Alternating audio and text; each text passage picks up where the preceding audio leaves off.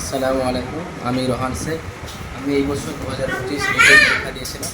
আমার all India rank 12,340 এসছে এবং ওবিসিতে র্যাঙ্ক 5,380 মতো এসছে।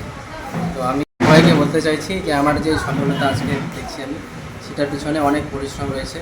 তো যে কেউ পরিশ্রম করলে সবই সম্ভব হবে, কারণ না পরিশ্রমই হলো সফলতা চাবিকাঠি।